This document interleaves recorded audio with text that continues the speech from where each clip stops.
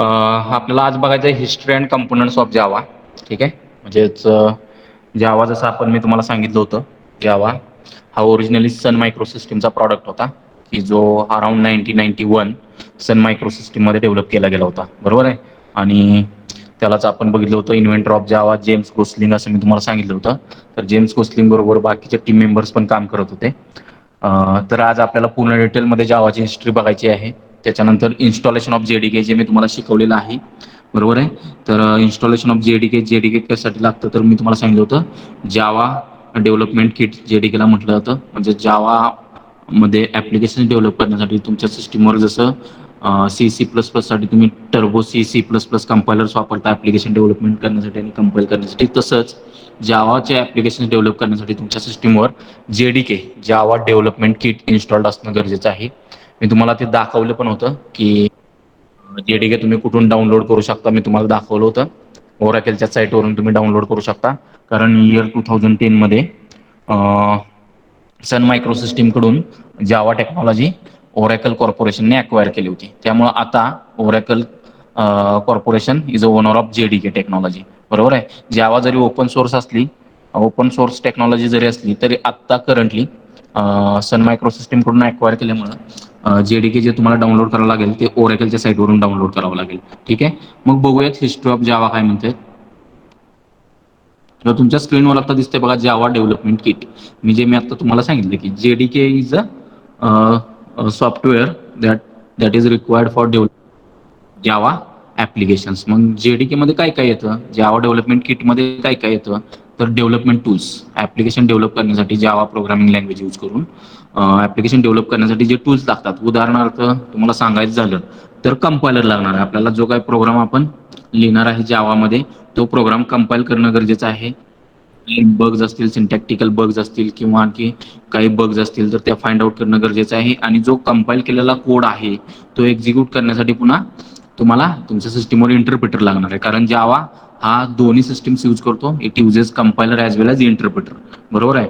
मग डेव्हलपमेंटसाठी तुम्हाला जे टूल्स लागणार आहेत डेव्हलपमेंट करण्यासाठी, जसं की कंपायलर लागणार आहे, इंटरप्रिटर लागणार आहे, किंवा जावा डॉक्युमेंटेशन्स तुम्हाला लागणार आहेत, किंवा जावा डिसअसेंबलर लागू शकतो, जावा डिबगर लागू शकतो.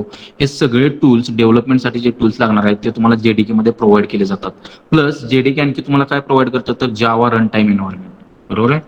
म्हणजे जावामध्ये तुम्ही जे ऍप्लिकेशन डेव्हलप करणार आहात किंवा जे ऍप्लिकेशन तुम्ही डेव्हलप करणार आहे ते ऍप्लिकेशन ऍक्च्युअलमध्ये एन्व्हायरमेंटमध्ये रन करण्यासाठी जे एन्व्हायरमेंट लागणार आहे रन टाइम एन्व्हायरमेंट, ते पण तुम्हाला जेडीके प्रोव्हाइड करणार आहे. मग जावा रन टाइम एन्व्हायरमेंटमध्ये कोणत्या गोष्टी येतात, तर जावा रन टाइम एन्व्हायरमेंटमध्ये जावा व्हर्च्युअल मशीन आणि जावा लायब्ररीज येतात, किंवा त्यालाच आपण क्लास लायब्ररीज म्हणतो किंवा जार फाईल्स म्हणतो.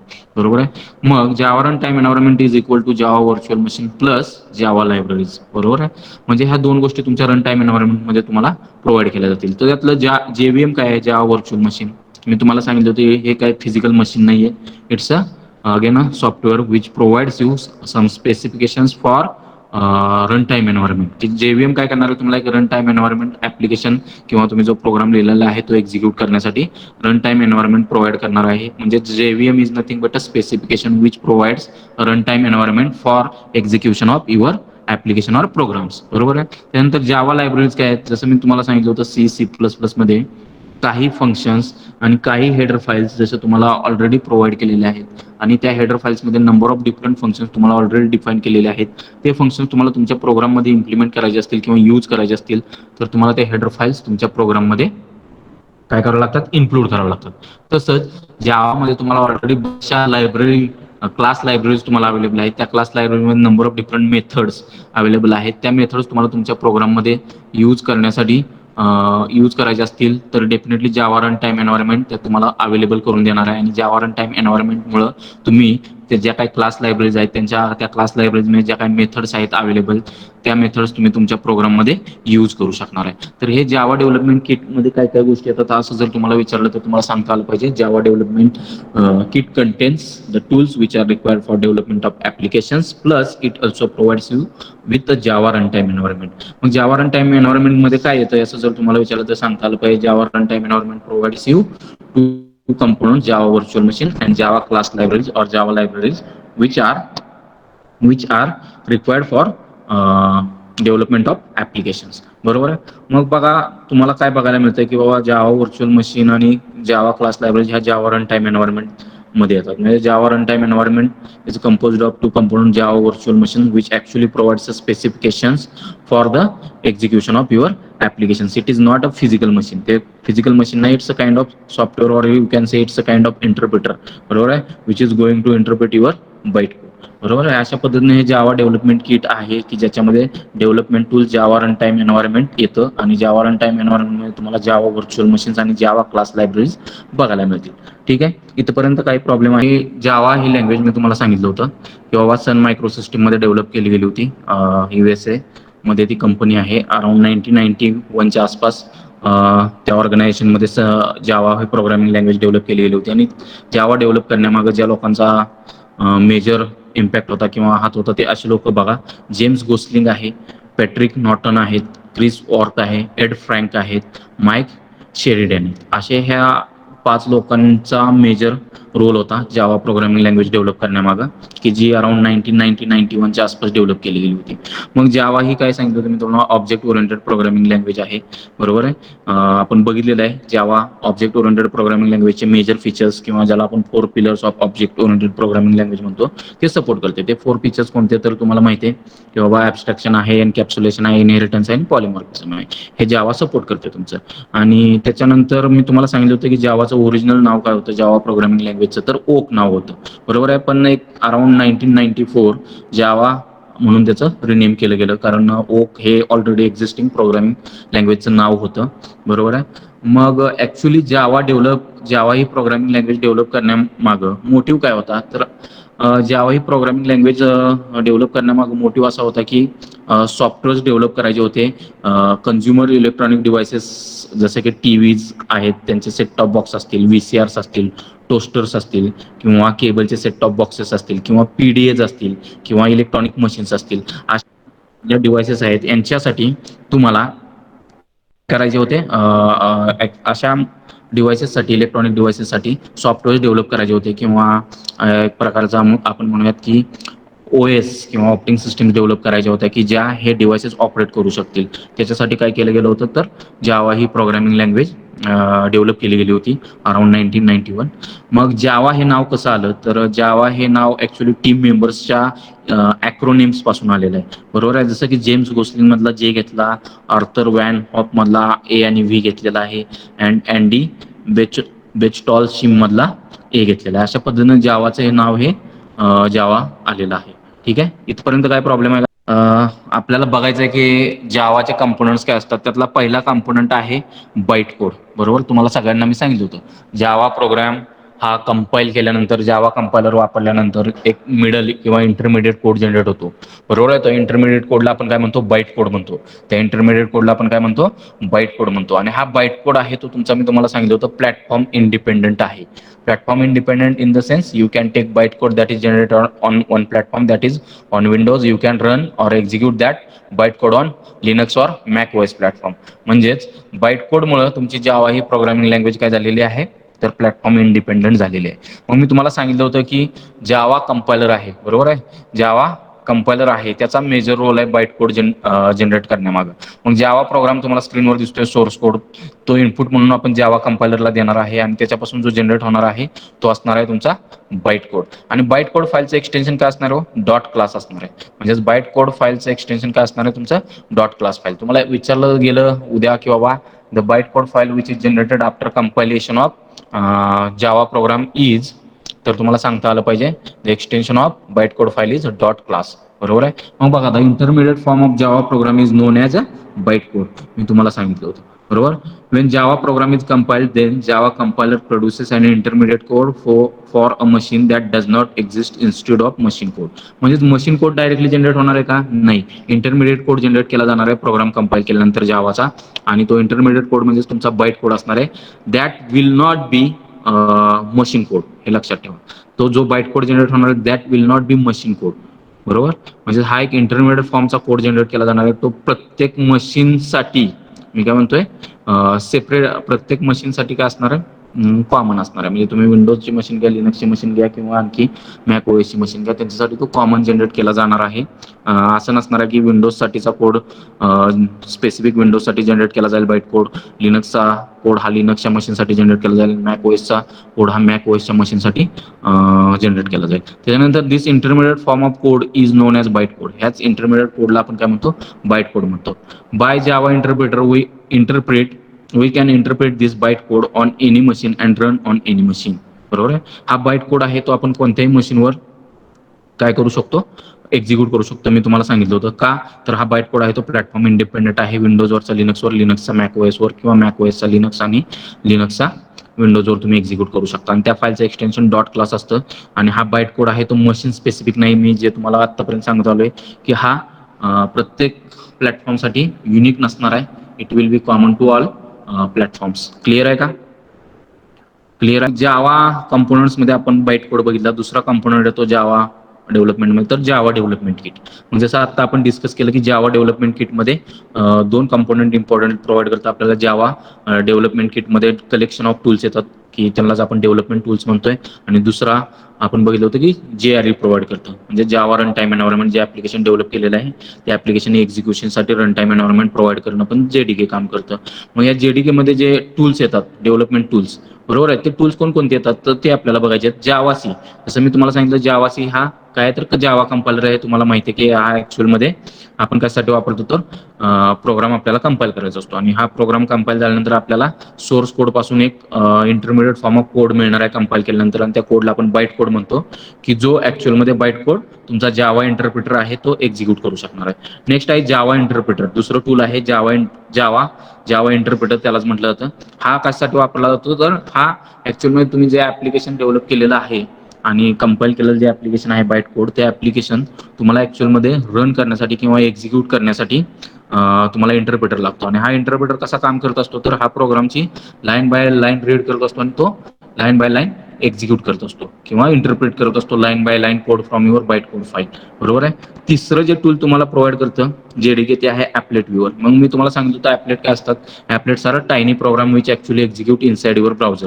बरोबर आहे. ब्राउझरमध्ये तुमच्या रन होणारे प्रोग्राम्स त्यांना म्हटलं जातं ॲपलेट्स. बरोबर आहे. मग ॲपलेट्स मुळे तुमच्या ॲक्च्युअलमध्ये वेबसाईट्स डायनेमिक झाल्या. त्याच्या अगोदर जे वेबसाईट्स किंवा वेब ॲप्लिकेशन्स किंवा वेब पेजेस बनवले जायचे ते वेब पेजेस तुमचे स्टॅटिक असायचे. पण ॲपलेट्सच्या कन्सेप्ट नंतर किंवा ॲपलेट्समुळं तुमचे वेब ॲप्लिकेशन्स डायनेमिक झालेले आहेत किंवा वेब पेजेस डायनेमिक झालेले आहेत. तर मग हे जे ॲपलेट्स आहेत, बरोबर आहे, ते ॲपलेट्स जे आपण प्रोग्राममध्ये लिहिणार आहे की जे ॲक्च्युअलमध्ये ब्राउझरमध्ये रन होणार आहेत. सपोज ते तुम्हाला ब्राउझरमध्ये रन करायचे नसतील, बरोबर आहे, तर ॲपलेट व्ह्यूअर सारखे टूल्स येतात. त्या टूल्समध्ये पण तुम्ही ते ॲपलेट्स काय करू शकता, एक्झिक्यूट करू शकता.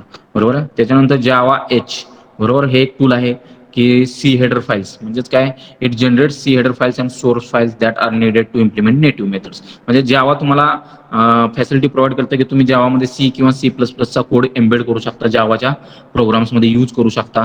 बरोबर आहे. तो यूज करायचा असेल तर तुम्हाला डेफिनेटली C किंवा C++ मधल्या हेडर फाईल्स तुम्हाला लागू शकतात. मग त्या C++च्या हेडर फाईल्स असतील किंवा सोर्स फाईल्स मध्ये नेटिव्ह मेथड्स वापरण्यासाठी तुम्हाला ज्या हेडर फाईल्स लागणार आहेत त्या जावा एच टूल तुम्हाला प्रोव्हाइड करेल. त्याच्यानंतर जावा पी, त्याला जावा डिसअसेंबलर म्हटलं जातं. बरोबर आहे. ऍक्च्युअलमध्ये जावा डिसअसेंबलर कशासाठी वापरलं जातं, तर to convert byte code files into program description.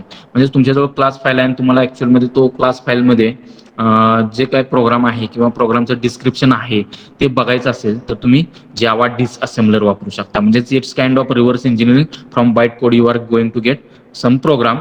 It will not be actual real program as it is, but it will provide you some description about program and it will definitely provide you program also. Next tool is JDB, बरोबर आहे, जावा debugger. म्हणजेच जावा debugger कशासाठी वापरणार आहे, बाबा तुमच्या प्रोग्राममध्ये काही लॉजिकल एरर्स असतील किंवा काही फंक्शनॅलिटी प्रॉपरली वर्क होत नसेल, एरर्स येत असतील, तर त्या लॉजिकल एरर्स फाइंड आउट करण्यासाठी तुम्ही जावा प्रोग्राम डिबग करू शकता. आणि जावा प्रोग्राम डिबग करण्यासाठी तुम्हाला जे टूल लागणार आहे ते तुमचं JDB आहे, जावा डिबगर टूल. त्याच्यानंतर जावा डॉक, बरोबर आहे, मी तुम्हाला सांगितलं जावा डॉक्युमेंटेशन किंवा जावा डॉक्स म्हटलं जातं त्याला. तर हे जावा डॉक एक टूल तुम्हाला हेल्प करतं कशासाठी, तर it is use to create HTML format documentation from source code files. म्हणजे सोर्स कोड फाइल्स असतील त्याच्यापासून जावा डॉक्युमेंटेशन तुम्हाला बनवायचं असेल तर जावा डॉक टूल तुम्हाला हेल्प करेल. तर असे जेडीके तुम्हाला जे टूल्स प्रोव्हाइड करतं प्रोग्रामिंगसाठी ते हे आहेत जे आता आपण बघितले. पहिला आहे Java C. It's nothing but a Java compiler which is used for conversion of your source code into intermediate form of code. That intermediate form of code is called as a bytecode, and it will have dot class extension. That bytecode file will have dot class extension. आणि जावा next tool आहे त्यालाच आपण Java interpreter म्हणतो, which is actually going to interpret your byte code and it is going to execute that byte code for you.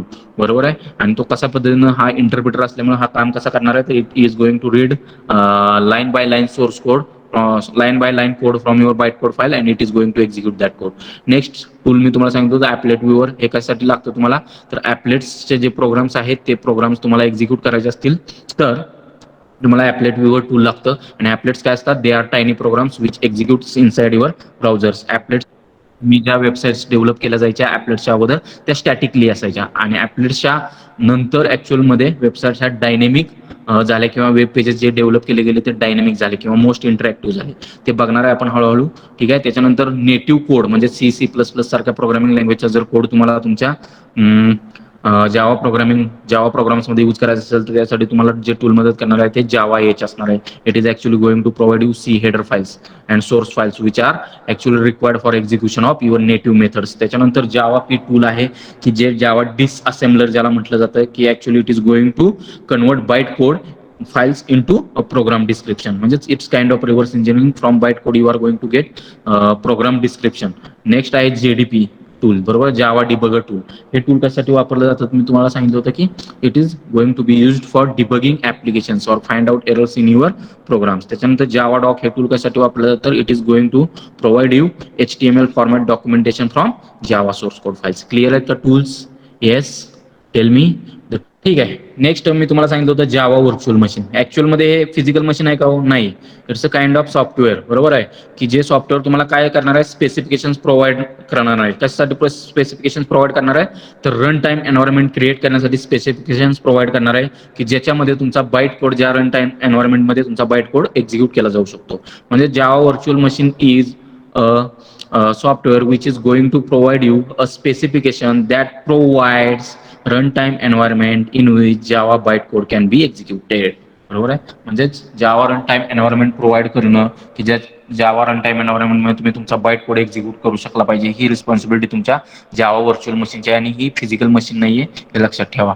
बरोबर आहे. मग जेव्हीएम वेगवेगळ्या प्लॅटफॉर्मसाठी आणि हार्डवेअर आणि सॉफ्टवेअर प्लॅटफॉर्मसाठी अवेलेबल आहे. जसं की विंडोज ऑपरेटिंग सिस्टीम असेल त्याच्यासाठी तुम्हाला जेव्हीएम वेगळे बघायला मिळतील. लिनक्स सिस्टीम्स असतील त्याच्यासाठी जेव्हीएम्स तुम्हाला वेगळे बघायला मिळतील आणि मॅक ओएस असेल तर तुमचा मॅक ओएसचा जेव्हीएम वेगळा असेल. म्हणजे जेव्हीएम हा तुमचा प्लॅटफॉर्म डिपेंडंट आहे. बरोबर आहे. पण बाईट कोड मी जो मग डिस्कस केला तो प्लॅटफॉर्म इंडिपेंडंट आहे. बरोबर आहे. सपोज तुम्हाला विंडोजमध्ये जो बाईट कोड जनरेट झाला तो लिनक्सवर रन करायचा असेल तर तुम्हाला लिनक्सचा जेव्हीएम पाहिजे तो एक्झिक्यूट करण्यासाठी, किंवा तो बाईट कोड तुम्हाला मॅक ओएसवर एक्झिक्यूट करायचा असेल तर तुमच्याजवळ मॅक ओएस साठीचा जेव्हीएम असणं मॅक ओएसवर गरजेचं आहे. असं होणार नाही की विंडोजचा जेव्हीएम घेतलाय तुम्ही लिनक्सवर रन करताय किंवा लिनक्सवर इन्स्टॉल करताय. पहिली गोष्ट तो सपोर्ट करणार नाही. प्रत्येक प्लॅटफॉर्मसाठी जेव्हीएम हा इंडिपेंडंट आहे. प्रत्येक प्लॅटफॉर्मसाठी जेव्हीएम हा सेपरेट आहे. बरोबर आहे. विंडोजचा जेव्हीएम तुम्ही लिनक्सवर वापरू शकत नाही. लिनक्सचा जेव्हीएम तुम्ही मॅक ओएसवर वापरू शकत नाही. म्हणजेच JVM is a platform dependent but your byte code is a platform independent. बरोबर आहे. In order to execute byte code on different platforms you need to have correct JVMs on those platforms. Correct JVMs म्हणजेच विंडोजवर bite code execute करायचा असेल लिनक्सचा तर विंडोजचा जेव्हीएम तुमच्या विंडोजवर installed असला पाहिजे. आणि तोच लिनक्सचा बाईट कोड तुम्हाला मॅक ओएसवर एक्झिक्यूट करायचा असेल तर तुमच्याजवळ मॅक ओएस वरती मॅक ओएसचा जेव्हीएम प्रॉपरली इन्स्टॉल्ड असला पाहिजे. ठीक आहे. मग जेव्हीएम ऍक्च्युअलमध्ये कोणकोणते ऑपरेशन्स परफॉर्म करतो. जेव्हीएमचं काम काय काय असतं तर बघा, it is going to load code.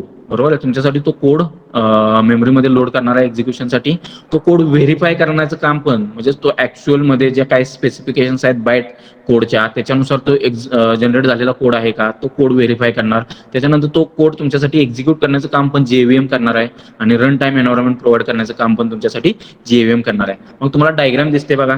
Java source code बघा डायग्राम मध्ये. तो जावा कंपायलर थ्रू आपण काय करणार आहे कंपाईल करणार आहे. त्याच्यापासून मला इंटरमिडिएट कोड मिळणार आहे. इंटरमिडिएट कोडला आपण बाईट कोड म्हणणार आहे. त्या बाईट कोड फाईलचं एक्सटेन्शन डॉट क्लास असणार आहे, मी तुम्हाला सांगितलं होतं. हा बाईट कोड पुन्हा काय केला जाईल, जेव्हीएम मध्ये लोड केला जाईल, जावा व्हर्च्युअल मशीनला एक्झिक्युशनसाठी दिला जाईल. आणि जावा व्हर्च्युअल मशीनमध्येच तुम्हाला जावा इंटरप्रेटर अवेलेबल असेल की जो ऍक्च्युअलमध्ये तुमचा byte code line by line read करणार आहे, इंटरप्रेट करणार आहे आणि तुमच्यासाठी एक्झिक्यूट करणार आहे. बरोबर आहे. तर अशा पद्धतीने तुमचं जावाचं एन्व्हायरमेंट असेल किंवा रोल ऑफ जेव्हीएम तुम्हाला या डायग्राम मध्ये बघायला मिळतोय. क्लिअर आहे का? क्लिअर आहे का? येस, काही क्वेरीज असतील विचारा.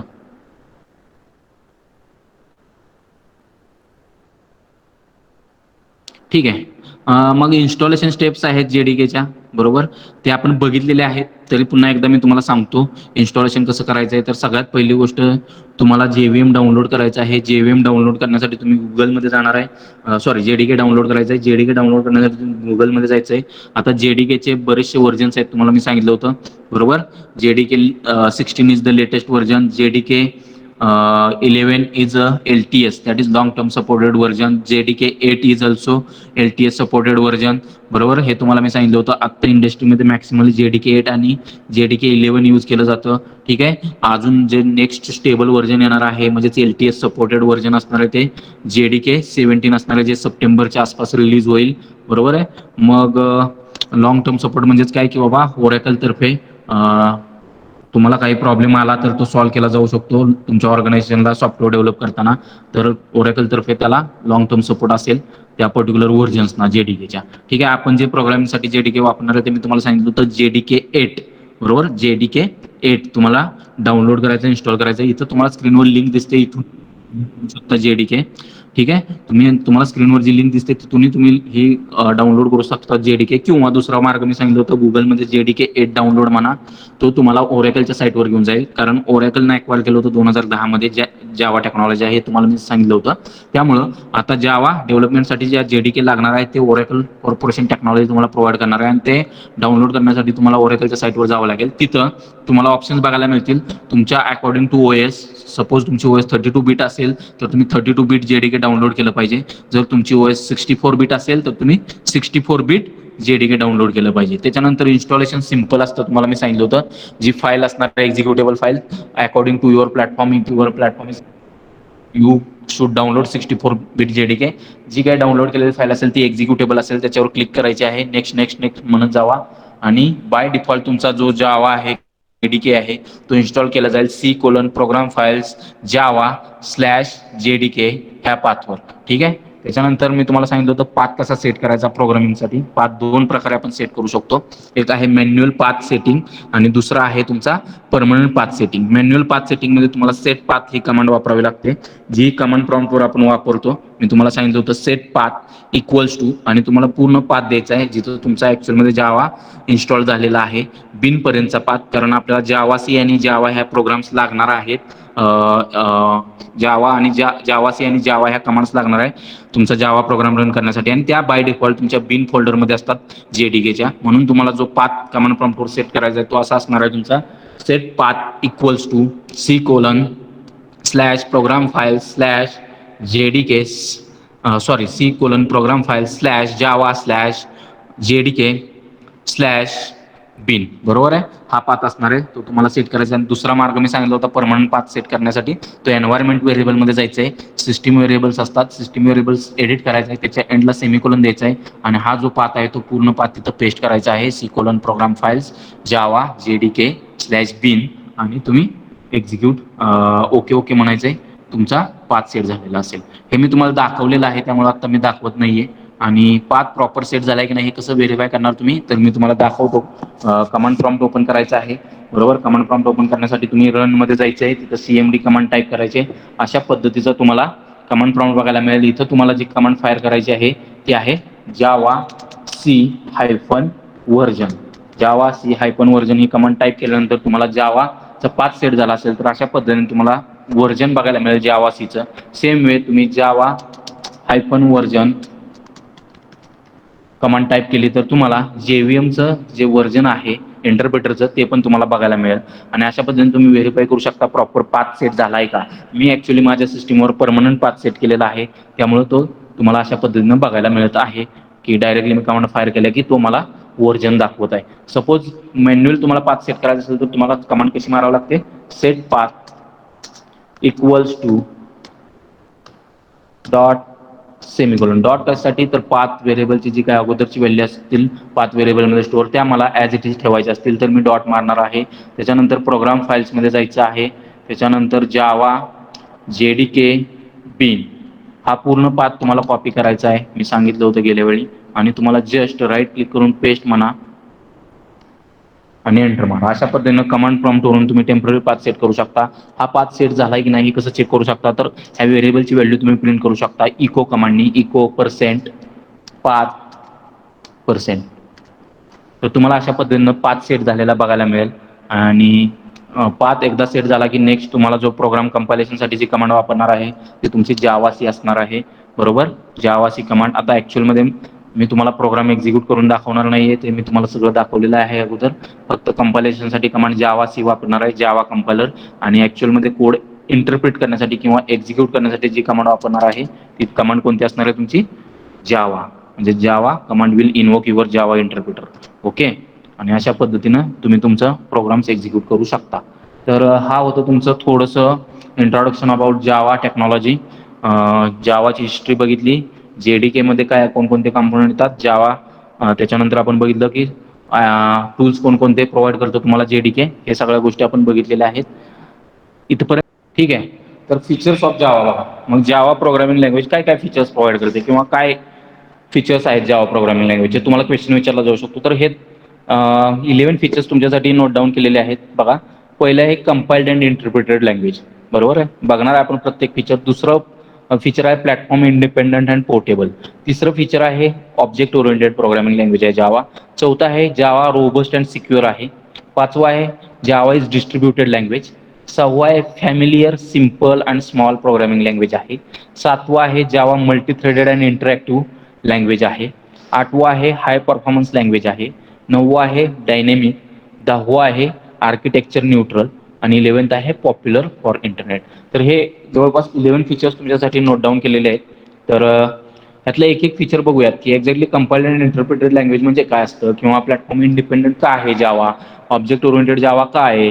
तर हे सगळ्या गोष्टी आपल्याला बघायच्या. तर बघूयात. तर पहिलं बघा, Java is compiled and interpreted language. जसं मी तुम्हाला सांगितलं होतं जावा 2 स्टेज सिस्टीम यूज करतो.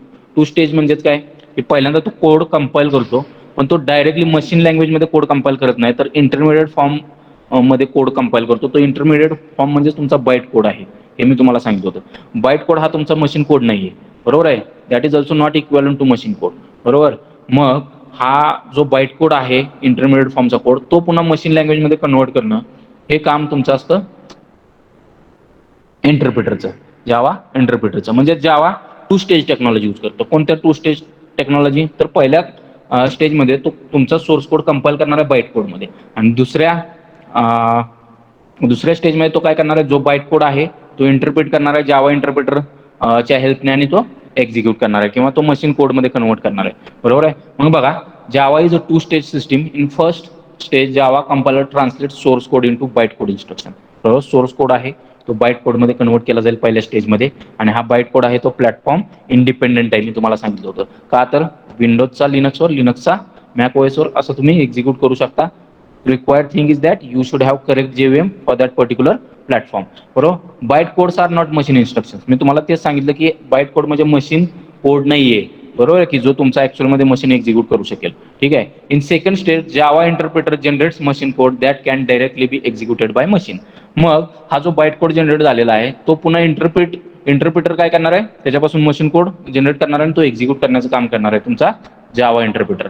दस the 2 steps of compilation and interpretation allows for extensive code checking and improve security. मग अशा पद्धतीनं 2 स्टेज असल्यामुळं तुम्हाला कोड चेकिंग पण करता येतो, व्हेरीफाय करता येतो. जो बाईट कोड जनरेट झालेला आहे तो, बरोबर, तो कोण करणार आहे तुमच्यासाठी काम, JVM करणार आहे, की जो जनरेट झालेला बाईट कोड आहे तो एज पर स्पेसिफिकेशन आहे की नाही ते चेक करण्याचं काम तुमच्यासाठी JVM करणार आहे. बरोबर. आणि सिक्युरिटी पण त्याच्यामुळे तुमची इम्प्रूव्ह होते, की सपोज तो कोड टेम्पर झाला असेल तर डेफिनेटली JVM तुम्हाला सांगणार आहे की this particular code is not a valid code. अशा पद्धतीने तुम्ही जावा तुम्हाला काय करू शकतं, सिक्युरिटी पण प्रोव्हाइड करू शकतं, इम्प्रूव्ड सिक्युरिटी आणि कोड चेकिंग पण प्रोव्हाइड करतं. कशामुळे तर 2 स्टेजमुळे, कंपायलेशन आणि इंटरप्रिटेशन. इंटरप्रिटेशन स्टेज कधी येते तर जेव्हीएमचा पार्ट असल्यामुळं, म्हणजे Java interpreter is a part of your JVM specification. मग त्यावेळी ज्यावेळी तुमचा इंटरप्रिटर इन्व्होक केला जातो त्यावेळी जेव्हीएम सगळ्यात पहिली गोष्ट करतो तुमच्यासाठी, तो कोड लोड करतो आणि व्हेरीफाय करतो whether that particular code is as per the specifications of byte code. आणि तर तो असेल तरच मग तो पुढे इंटरप्रिटेशनसाठी पाठवला जाईल. अदरवाइज इट विल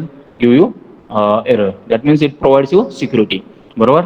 नेक्स्ट बघा, Java is platform independent and portable language. Java platform independent काय आहे तर आपल्याला माहिती आहे की बाईट कोडमुळे जावा प्लॅटफॉर्म इंडिपेंडंट आहे. बरोबर की, आणि ह्या प्लॅटफॉर्म इंडिपेंडंट फीचरलाच म्हटलं तर राईट वन्स रन एनिवेअर. एकदाच राईट करा कोड आणि तो कुठेही एक्झिक्यूट करा, कोणत्याही प्लॅटफॉर्मवर एक्झिक्यूट करा. त्याच्यामुळं जावा काय आहे तुमचं प्लॅटफॉर्म इंडिपेंडंट आहे. फक्त प्लॅटफॉर्म इंडिपेंडंट कशामुळे आहे तर ते बाईट कोडमुळे आहे. पण बाईट कोडमुळे जर तो प्लॅटफॉर्म इंडिपेंडंट असला तरी प्रत्येक प्लॅटफॉर्मवर जिथं तुम्ही हा बाईट कोड एक्झिक्यूट करणार तिथं करेक्ट जेव्हीएम इन्स्टॉल असलं पाहिजे.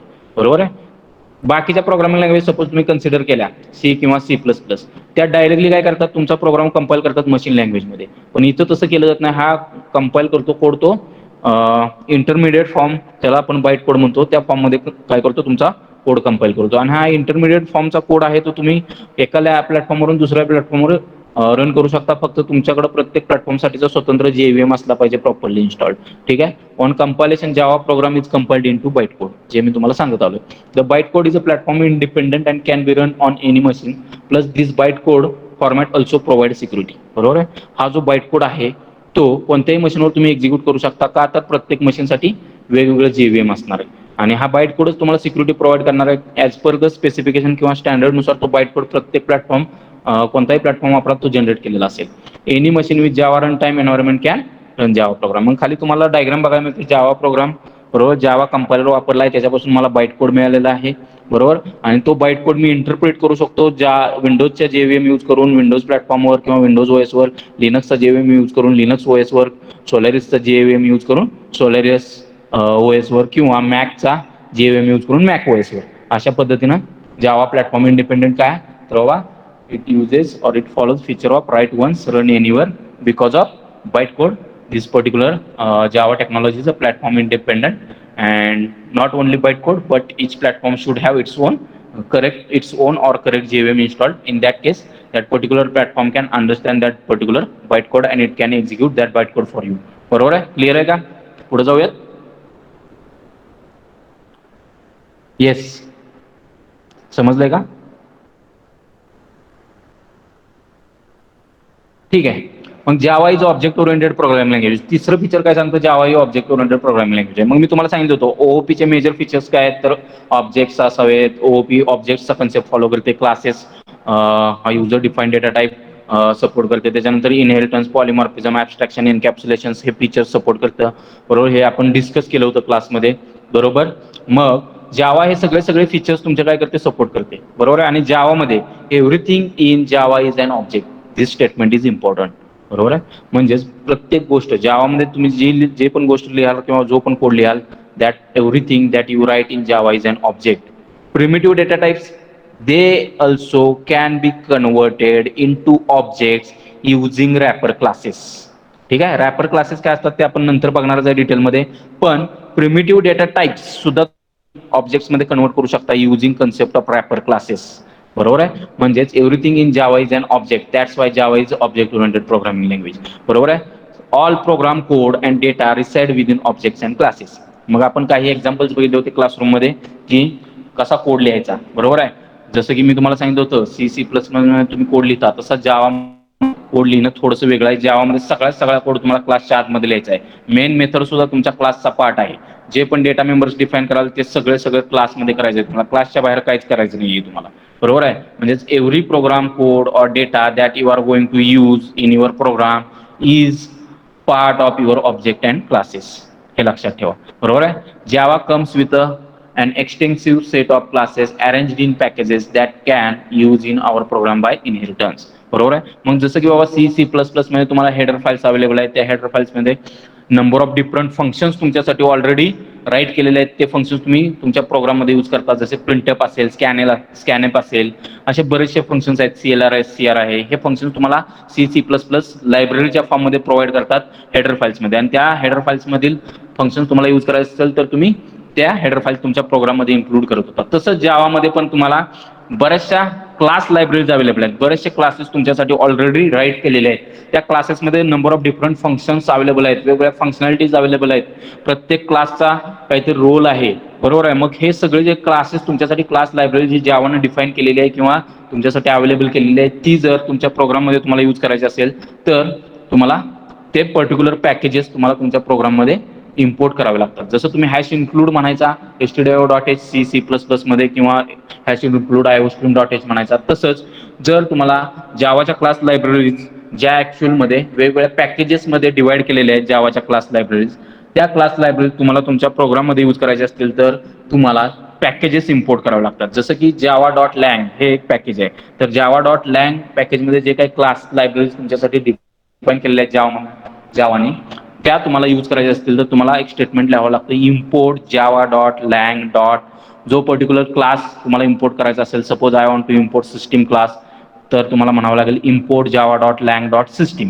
सपोज तुम्हाला java.lang पॅकेजमधले सगळे क्लासेस, जेवढे पण क्लासेस, इंटरफेसेस किंवा आणखी काय असतील, मेंबर्स असतील, ते सगळे तुम्हाला प्रोग्राममध्ये इम्पोर्ट करायचे असतील तर तुम्हाला स्टेटमेंट लिहावं लागेल, import java.lang.star. Star stands for all. म्हणजेच त्या पर्टिक्युलर पॅकेजमधले लँग पॅकेजमध्ये जेवढे पण क्लासेस किंवा इंटरफेसेस डिफाईन केलेले असतील ते सगळे तुमच्या प्रोग्राममध्ये तुम्ही ऍक्सेस करू शकता because of star. If you want to access particular class, you will have to just say that particular class name java.lang.system. That's sufficient. Import java.lang.system and system class now you can use inside your program.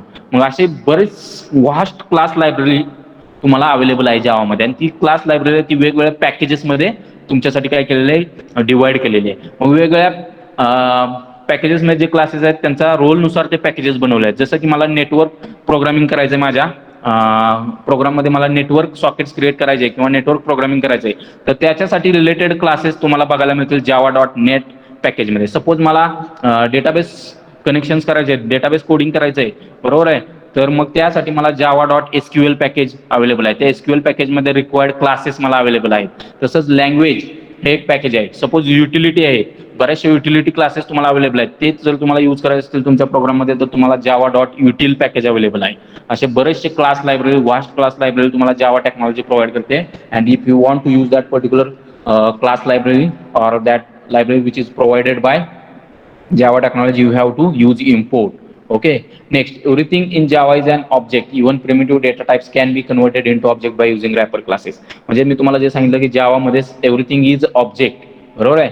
Java is object oriented language and everything in Java is object.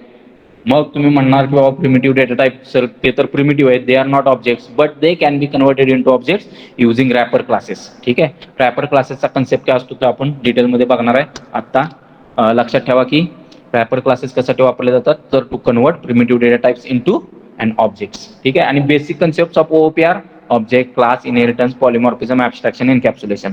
हे सगळे features मी क्लासमध्ये explain केलेले आहेत. तर हे सगळे features तुमची जावा language support करते, म्हणून Java is object oriented language. Clear आहे का? क्लिअर आहे?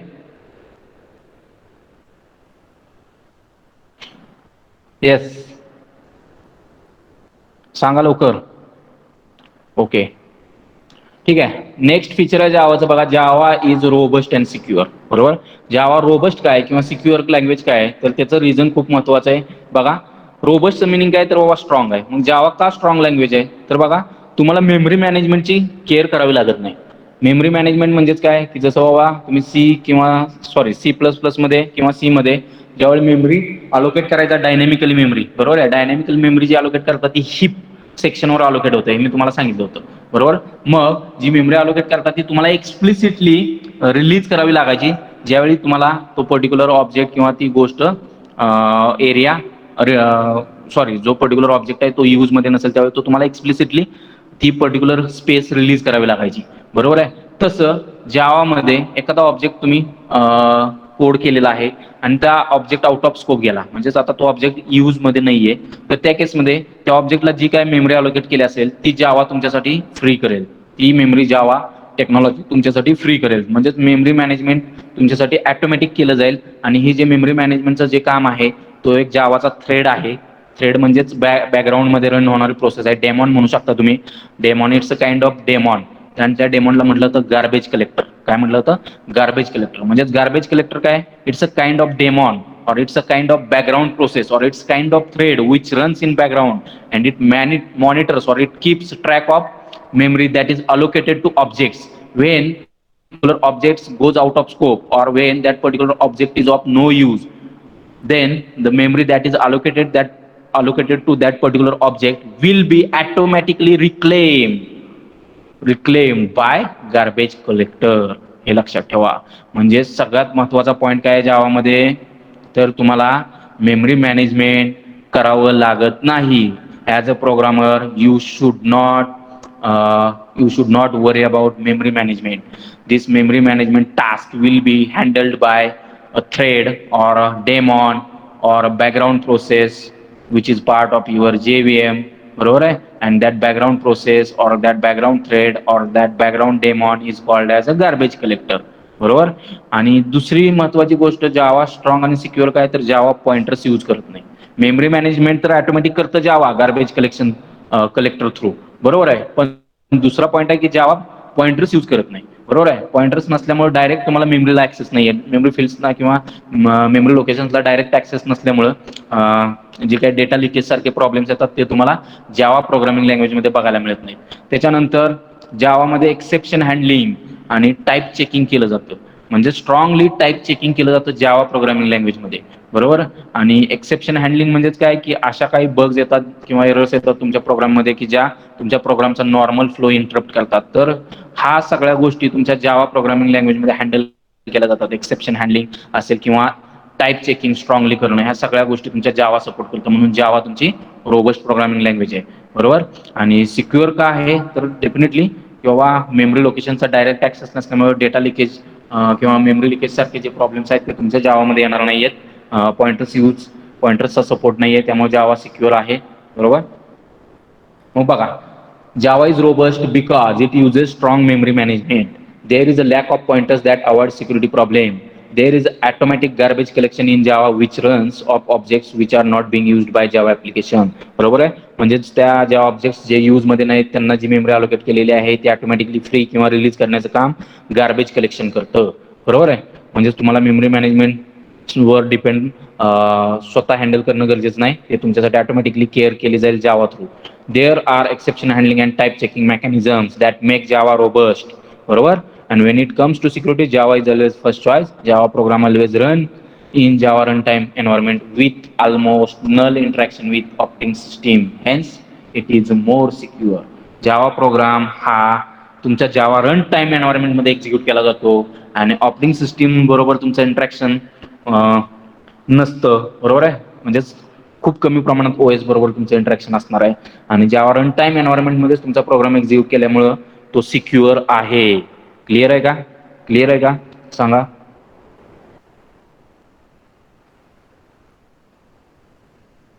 ओके. मग जावा इज डिस्ट्रीब्युटेड लँग्वेज. डिस्ट्रीब्युटेडचं मिनिंग काय हो? It can run on network. Simple लँग्वेजमध्ये म्हटलं जातं. बरोबर आहे. Java is distributed language. Programs can be design to run on networks. बरोबर आहे. म्हणजेच काय, नेटवर्कवरती प्रोग्राम तुम्ही एक्झिक्यूट करू शकता, रन करू शकता. क्लायंट सर्व्हर ऍप्लिकेशन्स डिफाईन करू शकता. Client may be running inside college premise, sorry, server may be running inside college premises and client may run on students machines. अशा पद्धतीने तुम्ही ऍप्लिकेशन डिझाईन करू शकता की जे ऍक्च्युअलमध्ये इंटरनेटवर किंवा नेटवर्क्सवर रन होऊ शकतात. Java has special class library for communicating using TCP/IP protocols. म्हणजेच नेटवर्क प्रोग्रामिंगसाठी जावामध्ये स्पेशल क्लास लायब्ररी तुम्हाला अवेलेबल आहेत.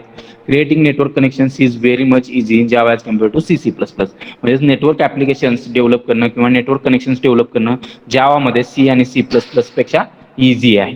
ठीक आहे. क्लिअर आहे. नेक्स्ट आहे मग Java is a familiar, simple and small language. बरोबर. जावा is design to be easy to learn. Java learn करणं इझी आहे as compare to your C++. If you understand the basic concept of OOP, Java would be easy to master. बरोबर आहे. There are various features that make Java as a simple language.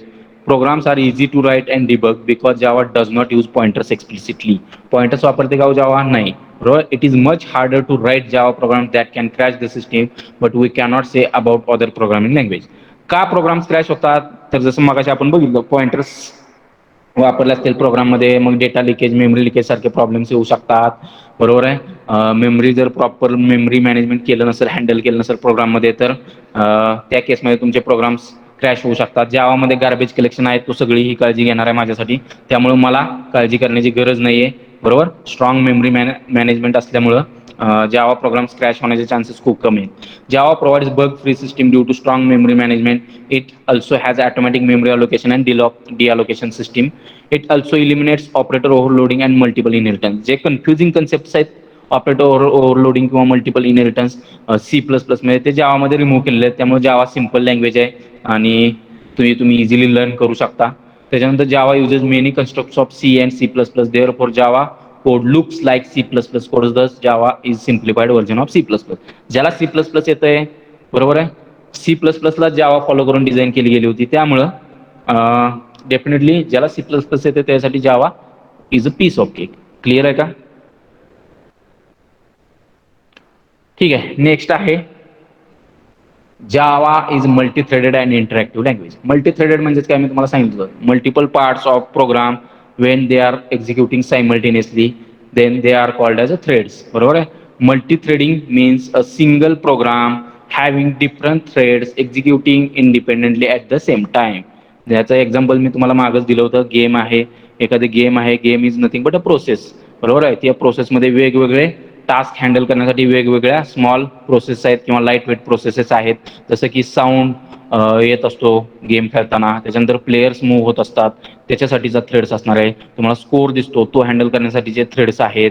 त्याच्यानंतर controls आहेत, त्यांच्यासाठीचे threads आहेत. Threads म्हणजेच light weight processes, आणि ह्या सगळ्या processes simultaneously त्या लार्जर प्रोसेसच्या आतमध्ये रन होत आहेत. म्हणजेच these threads are nothing but a smaller parts of particular process, or you can say these are lightweight processes which runs inside your larger process, or they are parts of your larger process. They run simultaneously inside that particular process. Multiple threads execute instructions according to program code in process or program. Multi-threading works the similar way as multiple processes run on computer. बरोबर आहे. म्हणजेच multithreading कसं work होत असतं की as if multiple process are running simultaneously. पण multiple process run होत आहेत का? हो, नाही.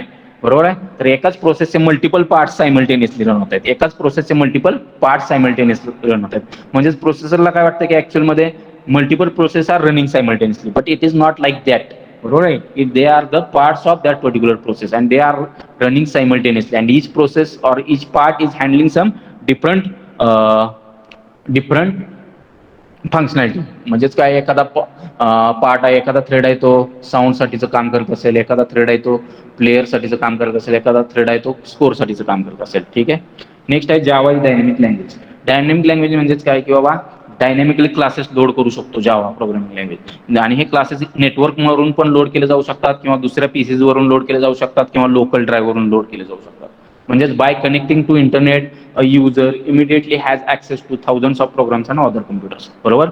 During execution of program, Java can dynamically load classes that it requires either from local hard drive, from another computer on the local area network, or from computer somewhere on internet.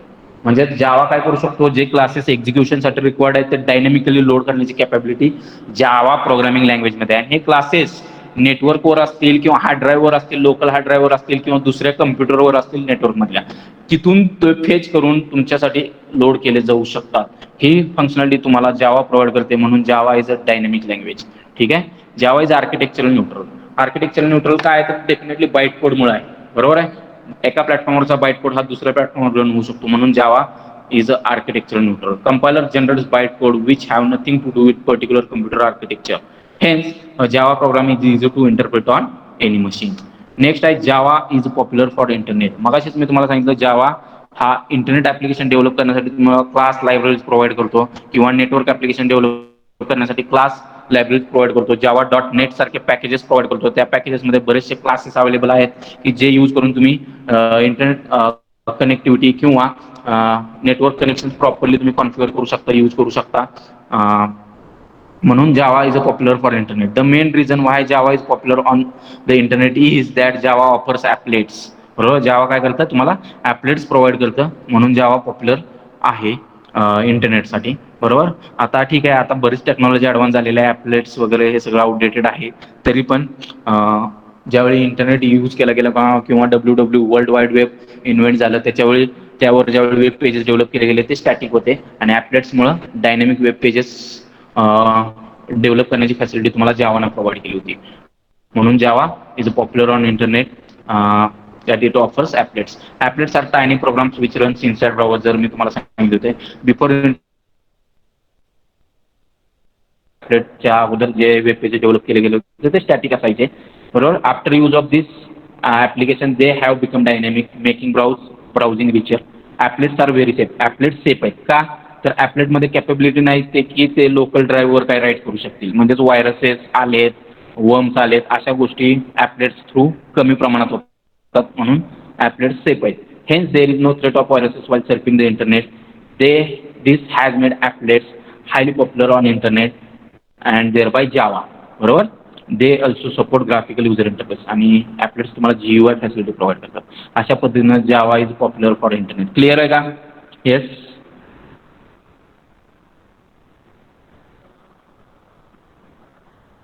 Clear आहे का? Clear आहे का? Yes. ठीक आहे, मग question time. Everything in Java is an object. Write once, run anywhere means platform independent. In first stage, Java compiler translates source code into byte instructions. Byte code instructions. Clear आहे का? Okay, ठीक आहे, आजच्या पुरतं थांबूयात.